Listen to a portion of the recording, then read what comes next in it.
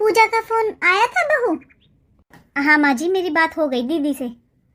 मेरे पास भी आया था माँ पूजा का फोन। तो 2 दिन बाद उसका गृह प्रवेश है ना, जो नया घर बनाया है उसने। हाँ बेटा, फिर बता तू कब जाएगा? मैं तो ये कह रही थी तेरे पास टाइम हो तो आज ही चला जा। नहीं माँ, मैं तो नहीं जा सकता आज। ऑफिस से छुट्टी का पता ही नहीं चल रहा। देख ले बेटा, अगर तेरे पास टाइम ना हो तो बहू को भेज दे।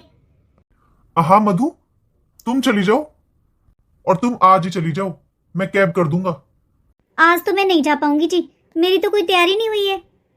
हाँ बेटा, सही कह रही बहू, अब 2-3 दिन वहां पर रहेगी तो कुछ तैयारी तो होनी चाहिए इसकी। कर ले बहू तुझे जो तैयारी करनी हो, और अपनी ननद के तुझे क्या ले जाना है वो भी देख लेना। माँ जी, मुझे क्या पता क्या ले जाते हैं, ये तो आप बताओगे ना, आप बड़े हो, आप बताओ क्या ले जाना है। बेटा तू क्या लेकर जाएगा, तूने इतना तो कर दिया। अगर तू मदद नहीं करता तो आज उसका अपना घर नहीं बनता। माँ, मैंने आपसे कितनी बार कहा है ये सब बातें मत किया करो। माँ, वो मेरी बहन है और उसे जरूरत थी, मैं उसकी मदद नहीं करूंगा तो कौन करेगा। माँ जी ठीक कह रहे हैं ये, आप बार बार इस बात को मत दोहराया करो। आप बस मुझे ये बताइए क्या क्या सामान ले जाना है, फिर मैं आज ही तैयारी कर लेती हूँ और कल सुबह सुबह चली जाऊंगी। ठीक है बेटा, एक बार मैं करूंगी पूजा के पास फोन, फिर बताती हूँ तुम्हें। ठीक है माँ जी। आज के समय में ऐसे भाई और भाभी मिलना बहुत मुश्किल है। मुझे तो इतना डर लग रहा था भाभी, कैसे होगा सब कुछ, लेकिन आपने तो चुटकियों में सारा काम संभाल लिया। कोई बात नहीं दीदी, आप ये बताओ, आपने पंडित जी को तो फोन कर दिया ना? हाँ भाभी, बस पहुंचने वाले हैं। और दीदी बुरा ना मानो तो एक बात पूछूं? अरे भाभी, एक क्यों, 2 बातें पूछो आप। क्या बात है बताओ। दीदी, आपने अपनी ननद को बुलाया है? बुरा मत मानना दीदी, लेकिन कोई भी पूजा पाठ अधूरा रहता है जब तक घर की बहन बेटी उसमें शामिल ना हो। जबकि आपके तो सास ससुर भी नहीं है, सास ससुर के बाद आपकी ननद से ही तो आपका ससुराल है। भाभी, मैंने एक बार फोन कर दिया था और इन्होंने भी बोल दिया था, अब आना या ना आना उनकी मर्जी है। बस मुझे दीदी की यही बात अच्छी नहीं लगती। अरे, इनका कितना सम्मान होता है अपने मायके में, इनके भाई मम्मी पापा सब इन्हें कितना प्यार करते हैं, लेकिन फिर भी दीदी अपनी ननद के साथ बिल्कुल भी अच्छा व्यवहार नहीं करती हैं। क्या फ़ायदा ऐसी पूजा पाठ का जिसमें घर की बहन बेटी ही शामिल ना हो। कितना दुख होता होगा इनकी ननद को, क्योंकि उनके तो मम्मी पापा भी नहीं है। नमस्ते दीदी। नमस्ते दीदी, कैसे हो आप? तो भाभी की भाभी है ना? जी दीदी। देख लो भाभी, आप भी ऐसे स्वागत करते हो क्या मेरी भाभी का? देख लो मुझे देखकर कैसे दोनों माँ बेटी भाग कर गई हैं। ये होता है बिना बुलाए आने का नतीजा। अरे नहीं नहीं दीदी, कुछ काम होगा, वो घर में पूजा है ना तो मेहमान आ रहे हैं, इसलिए दीदी चली गई होंगी अंदर। आ जाओ दीदी आप। ये कैसा व्यवहार है दीदी का, कितना सीधा बनने का नाटक कर रही हैं ये। अब इस घर में भाई के ससुराल वालों का ही राज है। मेरा तो यहाँ आते ही जी जल गया, शाम को वापस चली जाऊंगी। सुनो, आप मार्केट जा रहे हो ना, तो भाभी की जो साड़ियाँ पड़ी हुई हैं शॉप पर वो ले आना। शायद भाभी आज शाम को ही चली जाएंगी तो उन्हें देने के लिए चाहिए ना। शाम को? अरे नहीं, मना कर दो उन्हें, शाम को नहीं जाएंगी। बोलो उनसे 2-4 दिन रुक कर जाएंगी। ऐसा करते हैं पूजा, शाम को डिनर के लिए लेकर चलते हैं भाभी जी को। तो आप ही मना कर देना जी, क्योंकि भाभी बोल रही थी आज शाम को जाने के लिए।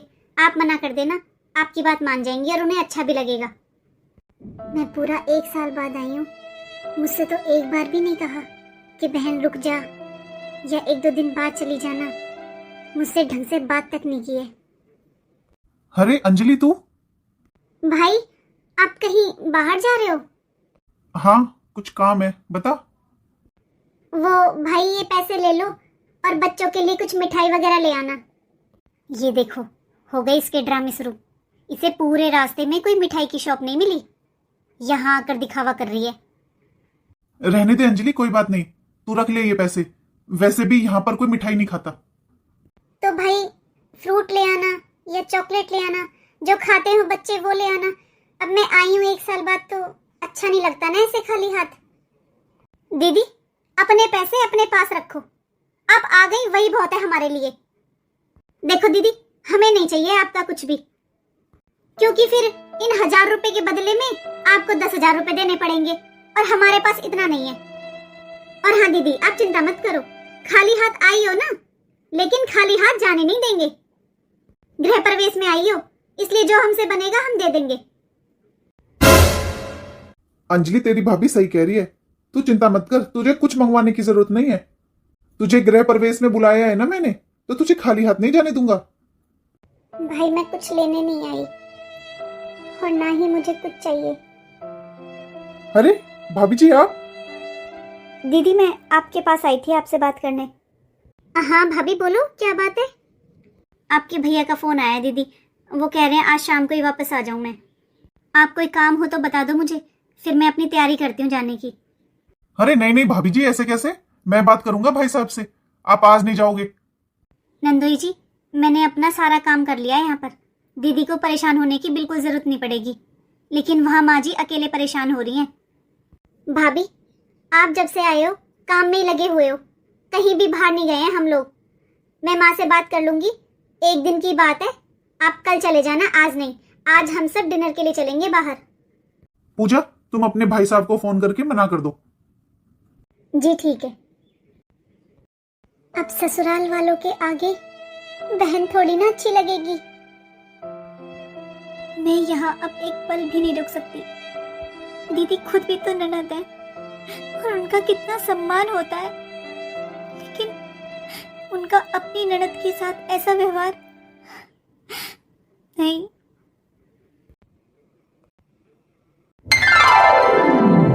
भाभी आपकी नंदोई जी आपके लिए लाए हैं ये साड़ी और अंगूठी गृह प्रवेश के नाम की। दीदी ये साड़ी तो सही है, मैं ले लूंगी, लेकिन ये रिंग मुझे नहीं पता। भाभी आपके नंदोई जी लाए हैं आपके लिए। नहीं नहीं दीदी, ये बहुत महंगी है, मैं ये सब नहीं ले सकती, बस साड़ी सही है। अरे भाभी आप लोगों की वजह से ही आज मैं ये गृह प्रवेश कर पाई हूँ, ये घर आप लोगों की वजह से ही बना पाई हूँ। अगर भाई ने मेरी मदद नहीं की होती तो शायद मेरा ये सपना कभी पूरा नहीं होता। आज के समय में भाभी कोई भाभी ननद को देखकर खुश नहीं होती, लेकिन आपने कभी भी भाई को नहीं रोका। मेरे माँ पापा का इतना ध्यान रखते हो, आपने मेरे मायके को स्वर्ग जैसा बना रखा है। 3 दिन पहले आकर आपने पूरे घर की जिम्मेदारी उठा ली भाभी, मुझे तो पता भी नहीं चला कब गृह प्रवेश हो गया। मैं बहुत किस्मत वाली हूँ आप जैसी भाभी पाकर, इसलिए भाभी ये रिंग तो बनती है। और वैसे भी भाभी ये तो कोई कोई मौका होता है जब ननद भाभी को कुछ देती है, वरना भाभी तो पूरी जिंदगी देती है। नहीं दीदी, मैं ये रिंग नहीं ले सकती। पर क्यों भाभी, क्यों जिद कर रहे हो आप? आपके नंदोई जी पता है कितने प्यार से लाई हैं, उन्हें बुरा लगेगा, अब ले लो आप। दीदी ये अंगूठी अगर आप मेरी बजाय अपनी ननद को दोगे ना तो उन्हें ज्यादा अच्छा लगेगा। दीदी जब आप अपने मायके आते हो हम सब आपका कितना सम्मान करते हैं। दीदी लेकिन बुरा मत मानना, अंजलि दीदी भी तो आपकी ननद है, उनका भी तो मन करता होगा ना कि उनके मायके में उनका सम्मान हो। वो भी तो आपकी इकलौती ननद है। बस भाभी बहुत हो गया, आप जानते क्या हो भाभी मेरी ननद के बारे में? आज वो आपको बिचारी नजर आ रही है। अरे आप जानते भी हो कैसी है वो। अरे उसके चेहरे पर मत जाओ, उसने मेरी जिंदगी को नरक बना दिया, नरक।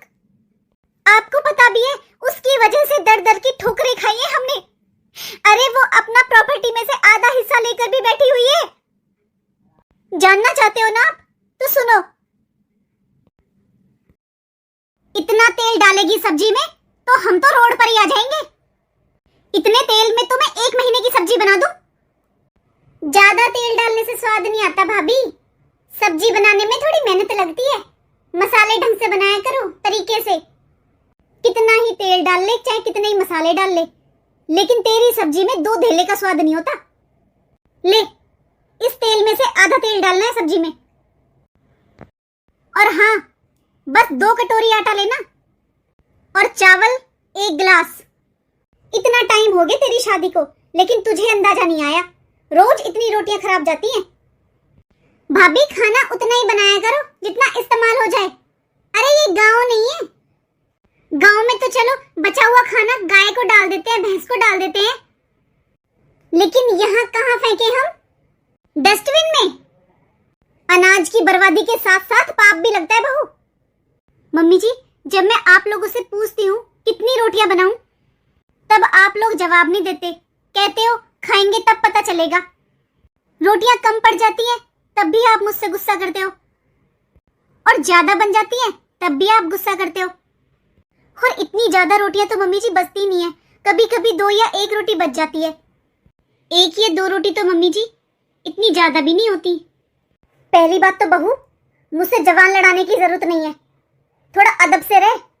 ये तेरी ससुराल है, मायका नहीं। 1 हफ्ते भी आटा नहीं चलता है। तेरी 1-2 रोटी के चक्कर में ना 2 दिन आटा नहीं चलता है। भाभी ये तो मम्मी मिल रही है आपको सीधी सादी, वरना जाकर देखो मेरी सास को। मेरी सास जितना कहती है ना उतना काम करती हूँ। 1-1 पैसा जोड़कर बड़ी मेहनत की कमाई से बनाया है ये घर। इसलिए बहू ध्यान तो तुझे रखना पड़ेगा, क्योंकि मैं तो घर में बर्बादी होने नहीं दूंगी। देख लो मम्मी, दोपहर होने वाली है, अब तक इनका खाना नहीं बना। सुबह 7 बजे की रसोई में गई है। जानबूझकर धीरे धीरे टाइम पास करती रहती है ताकि कोई दूसरा काम न करना पड़ जाए। सही बताऊं मम्मी, आप तो बहुत सीधी सादी हो। अरे इतनी देर में मेरी सास तो कलेश करना शुरू कर देती। हर समय दोनों माँ बेटी बैठकर मेरी चुगलियां करती रहती हैं। और एक ये मेरी ननद रानी ना तो जाकर अपना घर बसा रही है और ना ही मेरा घर बसने दे रही है। कभी कभी मन तो करता है इन दोनों को अच्छे से सुना दूं। लो मम्मी जी, खाना खा लो। क्या बना दिया ये? और ये रोटी पर घी रखकर क्यों ले आई? भाभी ऐसे कौन खाना लगाता है? ऐसी थाली देखकर तो अच्छे अच्छे लोगों की भूख मर जाए। कल मम्मी मैं चाची के घर गई थी ना शाम को, उन्होंने आलू गोभी की सब्जी बनाई हुई थी, बहुत स्वाद। अंजलि, चाची के घर ही नहीं, चाहे तो किसी के भी घर चली जा, हमारे घर से अच्छा खाना बनता है सबके घरों में। किससे कहूँ अब, हमें तो पेट भरना है, जैसा बनाकर रख देती है वैसा खा लेते हैं। मम्मी आपको आदत पड़ रही होगी ऐसा बेकार सा खाना खाने की, मुझे नहीं है। भाभी मेरे लिए तो कुछ ढंग का सा बना दिया करो, और ऐसे रोटी पर घी रखकर मत लाना मेरे लिए, अलग से कटोरी में रखकर लाना। दीदी, जब मम्मी जी हर चीज पर ताला लगाकर रखेंगी तो कैसे खाना अच्छा बनेगा? न तेल डालने देती हैं, न हल्दी नमक मिर्च डालने देती हैं, धनिया तक नहीं डालने देती। हाँ तो मुझे धनिया नहीं पसंद सब्जी में, इसलिए नहीं डालने देती। तो मैं बिना मसालों के कैसे अच्छी सब्जी बना दूं? दीदी, आपकी सास भी किचन पर ताला लगाती है क्या? घी, चीनी, तेल आपकी सास भी ताले में रखती है क्या? मेरी सास को बीच में लाने की जरूरत नहीं है। देख लिया अंजलि, इतनी आजादी देने के बाद भी कैसे बदनाम कर रही है मुझे। ले पकड़ ये थाली, ले जा अपना खाना, तू ही खा ले। ये 2 रोटी सेकने का काम है, पूरा दिन भला क्या करती है तू? अरे इतनी आजादी होने के बाद भी आज तू मुझे बुराई दे रही है, और इसकी क्या होड़ कर लेगी तू? और क्या कह रही है तू, मैं ताला लगाती हूँ? अरे तूने मजबूर कर रखा है मुझे ताला लगाने पर। किसी चीज का अंदाजा है तुझे? 1 किलो घी 10 दिन में साफ कर देती है, मुट्ठी भर भर के चीनी डालती है, चमचा भर भर के तेल डालती है, और तो और नमकीन बिस्किट भी नहीं छोड़ती तू तो। तूने देखा है किसी घर में बहुओं को नमकीन बिस्किट खाते हुए? घर में कोई अड़ोसी पड़ोसी रिश्तेदार आ जाए उनके लिए लाकर रखती हूँ मैं ये सब, और तू कटोरी में डाल डाल के नमकीन खा लेती है। शर्म नहीं आती तुझे? सच में भाभी आपकी नीयत बड़ी खराब है। आपको देखकर तो लगता है आपने अपने मायके में कभी कुछ देखा ही नहीं है।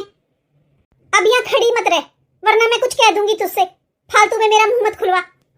अभी कुछ कहना बाकी रह गया क्या मम्मी जी? इससे कह दे अंजलि मेरी आंखों के आगे से चली जाएगी। ठीक है, जा रही हूँ, लोग खाना खा लो पहले। नहीं खाना मुझे तेरे हाथ का खाना, मैं तो खुद बना लूंगी, मेरे हाथ पैर चलते हैं अभी। बातों से ही पेट भर दिया भाभी आपने तो। मम्मी ने बस यही तो बोला था आपसे कि रोटी पर घी रखकर क्यों ले आई। आप तो बिल्कुल नहीं बोलने देती मम्मी को। मम्मी नहीं खा रही तो मैं भी नहीं खा रही खाना, ले जाओ अपना। दीदी क्यों भड़का रही हो मम्मी जी को? सुबह 7 बजे किचन में खड़ी हुई थी, बहुत मेहनत लगती है खाना बनाने में, खा लो अब। इतना सारा खाना मैंने अपने लिए तो बनाया नहीं है। देख लिया मम्मी कैसे कैसे इल्जाम लग रहे मेरे ऊपर। मैं भड़काती हूँ क्या आपको? ऐसा है भाभी, अपने सास बहू के झगड़े में मुझे बीच में लेने की जरूरत नहीं है। ऐसा है बहू, कुछ करना है कर, नहीं करना है मत कर, लेकिन मेरी बेटी से फालतू बोलने की कोई जरूरत नहीं है। तो मम्मी जी आप ही बताओ ना, सुबह 7 बजे से किचन में खड़ी होकर मैं खाना बना रही हूँ, कितनी मेहनत लगती है खाना बनाने में, और आप दोनों ने मना कर दिया कि नहीं खाना। ये सही है क्या? हाथ जुड़वा ले बहू, मेरा कोई काम मत किया कर। जब तक मेरे हाथ पैर चलेंगे मैं तो खुद कर लिया करूंगी। मुझसे गलती होगी बहू, जो मैंने तुझसे 2 शब्द बोल दिए, मुझे माफ कर दे। अब नहीं बोलूंगी तुझसे कुछ भी। और बिठा लो सर पर। अपने मायके से कुछ लाई हो या ना लाई हो, लेकिन 9 हाथ की जीभ लेकर आइए। कब तक आओगे आप? अभी तो कम से कम 4-5 दिन लग जाएंगे। क्यों, क्या हुआ? हुआ क्या है? नाक में दम कर रखे हैं आपकी मम्मी ने और आपकी बहन ने। क्या हो गया? ये क्या तरीका है बात करने का? ऐसा है, 3 दिन हो गए आपकी मम्मी और आपकी बहन मेरे हाथ का खाना नहीं खा रही है। क्या? हाँ, अब तो आपको सुनाई नहीं दे रहा होगा ना। सुबह शाम दोनों टाइम प्लेट लगा लगा कर ले जा रही हूँ, लेकिन खाना नहीं खा रही है। आपकी बहन 2 दिन हो गए मैगी बना बना कर खा रही है। पापा जी यहाँ है नहीं, और मम्मी जी उनके अलग ही ड्रामे चल रहे हैं। कल छत पर चूल्हा रखकर बैठ गई, खिचड़ी बना ली, दूध खिचड़ी यही सब खा रही हैं, लेकिन मेरे हाथ का बना हुआ खाना नहीं खा रही हैं। मेरी बात हुई थी आज पापा से, उन्होंने तो कुछ नहीं बताया। मैं नहीं जानती पापा जी को पता है या नहीं, लेकिन 3 दिन हो गए, ना तो कोई मुझसे बात कर रहा है, ना मेरे हाथ का बना हुआ खाना खा रही हैं। मुझे ऐसे देखती हैं जैसे मैं इनकी दुश्मन हूँ। जैसे ही मैं रूम से बाहर जाती हूँ ना, तुरंत फोन पर बात करना शुरू कर देती हैं। फोन पर? फोन पर किससे? मुझे क्या पता किससे, बस ऐसे ही कहती हैं हमारी तो किस्मत ऐसी है, हमारे तो कर्म ऐसे हैं, हम तो अपने आप बनाकर खा रहे हैं। ऐसे ऐसे बोलती रहती है मुझे दिखाकर, हर जगह बस मेरी बुराइयां कर रही हैं। चल फिर मैं कल देखता हूँ, कल आता हूँ। पर तू भी अपनी जबान पर थोड़ा कंट्रोल रखा कर। क्या जबान पर कंट्रोल बस बहू को रखना चाहिए, सास और ननद को नहीं? क्या ससुराल वालों के लिए कोई लिमिट्स नहीं होती? देख रही हो मम्मी, खुद ने बनाकर खा लिया और अपने बच्चों को बनाकर खिला दिया। सास और ननद की कोई परवाह नहीं है। हमारा ही घर है मम्मी, और हम ही भूखे बैठे हैं। वो महारानी आराम से मजे से बना बना कर खा रही है। देख लूंगी कितने दिन बनाकर खा लेगी। अब कोई सामान लाकर नहीं रखूंगी रसोई में, फिर देखती हूँ क्या बनाएगी और क्या खाएगी। और वैसे भी अंजलि, मुझे खाना ही नहीं है उसके हाथ का खाना, वरना वो तो पूछ ही रही है बार बार। मम्मी क्या खाने की पूछ रही है वो? ऐसे ही बस फॉर्मेलिटी करने के लिए आती है, ताकि फोन पर भाई को सिखा सके। मम्मी आप सास लगती हो, अरे बहू का फर्ज बनता है अपनी सास को मनाने का। आपकी जगह अगर भाभी की मम्मी होती, वो भाभी से नाराज होती और ऐसे खाना नहीं खाती, तब भी भाभी अपना बना बना कर खा लेती। अपनी माँ को नहीं मनाती क्या?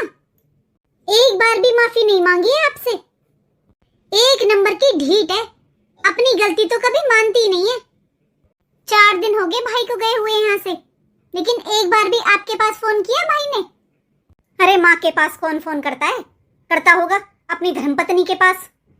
अब तो वही है उसके लिए सब कुछ। देख ले बेटा, ऐसे स्वार्थी रिश्ते होते हैं। पाल दिया, पोस दिया, इतना काबिल बना दिया कि 4 पैसे कमा सके, समाज में रह सके, और आज माँ बाप से कोई मतलब नहीं है। अरे अच्छा ही है, जो होता है अच्छे के लिए होता है। भगवान ने हाथ पैर दिए, मैं खुद बना लूंगी और खा लूंगी, और जब तक तू रहेगी तुझे भी खिला दूंगी। इतनी आजादी देने के बाद आज इतना सुना कर गई है हमें। अब भी मान लो मम्मी मेरी बात, अलग कर दो इन लोगों को। 4 दिन में पता चल जाएगा दाल आटे का भाव। और अपने बेटे की ममता से भी बाहर निकलो थोड़ा। अगर वो सही होता ना तो ये इतना नहीं बोल जाती। उसने ही सर चढ़ा रखा है इसे। मेरी बात मानो मम्मी, आप इसे न्यारा कर दो और जमीन जायदाद का भी बंटवारा कर लो। कैसी बात कर रही है अंजलि? कैसा बंटवारा? जो है हमारा इनका ही तो है। अकेला ही तो है तेरा भाई। हमें तो अब कुछ करना नहीं है बेटा। तेरी शादी कर दी, खूब अच्छी ससुराल है तेरी, तू अपने घर में खुश है। हमें क्या बंटवारा करना है अब? मम्मी, आपके और पापा जैसे लोगों का ही बुढ़ापा खराब होता है। ये वृद्धाश्रम ना इसीलिए खुल रहे हैं, आप जैसे लोगों के लिए। पहले तो मम्मी, आप जैसे लोग बेटों की ममता में आकर सारी जमीन जायदाद बेटों के नाम कर देते हो। फिर जैसे ही बेटों के नाम सारी जमीन जायदाद होती है, बस उनका मतलब निकल जाता है माँ बाप से, वो उन्हें घर से निकाल देते हैं। ये आपकी बहू अभी सब कुछ आपके नाम होते हुए आपको इतना सुना कर जा रही है। आपको लगता है बुढ़ापे में करेगी आपकी सेवा? इसलिए कह रही हूँ बंटवारा कर लो। हर चीज के 2 हिस्से करो, एक आपका अपना और एक भाई का। और इस घर को अपने ही नाम रखना अगर घर में रहना है तो, वरना कोई भरोसा नहीं है आपके बेटे बहू का। सच में अंजलि, एक बेटी को ही अपने माँ बाप की चिंता होती है, बेटे बहू को नहीं। एक बेटी ही होती है जो अपने माता पिता का भला सोचती है, वरना ये बहू, ये तो कभी भी सास ससुर की सगी नहीं होती। अच्छा हुआ अंजलि, तूने मेरी आंखें खोल दी। आज आने दे तेरे पापा जी को, मैं सबसे पहले तेरे भाई को न्यारा करूंगी और हर चीज के 2 हिस्से करवाऊंगी। और हमारा हिस्सा उसे देंगे जो हमारी सेवा करेगा। बेटा सेवा करेगा तो बेटे को, बेटी सेवा करेगी तो बेटी को। हाँ अंजलि, तेरा भी हिस्सा है इस घर में। तूने भी इसी घर में जन्म लिया है बेटा। जितने दर्द और तकलीफ से मैंने बेटे को जन्म दिया है, उतने ही दर्द और तकलीफ से तुझे भी जन्म दिया है मैंने। मम्मी, मैं तो बस ये चाहती हूँ कि आप दोनों का बुढ़ापा अच्छे से निकले। मुझे तो बस आप लोगों की चिंता होती है। और मम्मी, आप बिल्कुल भी चिंता मत करना। जिस दिन भी भाई आपसे तेज आवाज में बात करे ना, आप और पापा जी सीधा मेरे पास आ जाना। देखना आपकी कैसी सेवा करूंगी। आपको पता है मम्मी, आपके दामाद जी भी आपकी बहुत तारीफ करते हैं। कहते हैं मम्मी जी पापा जी जैसा शरीफ इंसान नहीं है दुनिया में। बहुत इज्जत करते हैं मम्मी आपकी। आप मेरे पास आ जाओगे ना, देखना आपके बेटे ने भी कभी आपसे हालचाल नहीं पूछा होगा। ये देखना कैसी सेवा करेंगे आपकी। और ये तो मम्मी बहुत समझदार हैं, सब समझते हैं। एक दिन मुझसे कह भी रहे थे कि तेरी भाभी बहुत तेज है। ये तो मम्मी पहले दिन से ही जानते हैं। हमेशा एक ही बात कहते हैं कि तेरा भाई सीधा है, तेरी भाभी तेज है। इन्हें तो सच में मम्मी बिल्कुल भी पसंद नहीं है भाभी। ये तो मम्मी हमेशा कहते हैं कि मम्मी जी पापा जी को हमारे पास बुला ले। तेरी भाभी तो बिल्कुल भी सेवा नहीं करती तेरी मम्मी की। बहुत खुशनसीब है हम तो, जो हमें ऐसा जमाई मिला है। इन्हें तो पता है ना मम्मी अच्छे बुरे का। इनकी माँ देखिए, ये तो मम्मी कभी अपने पापा का फोन तक नहीं उठाते। जब भी गांव से फोन आता है, बस यही कहते हैं, इतने पैसे चाहिए, ये सामान चाहिए, वो सामान चाहिए। इतने लालची हैं वो लोग। हर टाइम तो मम्मी मेरे खिलाफ भड़काते हैं अपने बेटे को। ये तो हमेशा मम्मी एक ही बात कहते हैं, अगर माँ हो तो आप जैसी। भाभी, मुझे माफ कर दो भाभी। और ये भाभी, आपकी प्रॉपर्टी के पेपर्स। सच में भाभी, मैंने आप लोगों के साथ बहुत गलत किया है, लेकिन उस समय कभी माँ ने भी मुझे नहीं डांटा, ना ही किसी ने समझाया। ये सब तो जब मेरी ननद ने मेरे साथ किया, तब मुझे एहसास हुआ कि मैंने आप लोगों के साथ कितना गलत किया है। मेरी वजह से माँ पापा ने आपको घर से निकाल दिया। लेकिन भाभी, अब मुझे कुछ नहीं चाहिए। मुझे ये सब प्रॉपर्टी, जमीन जायदाद कुछ नहीं चाहिए। मुझे बस अपने भाई भाभी, मेरा मायका वापस चाहिए। भाभी, मुझे कुछ नहीं चाहिए, बस मेरा मायका मुझे वापस लौटा दो। माँ पापा अब इस दुनिया में नहीं रहे, उनके बाद अब आप और भाई से ही मेरा मायका है।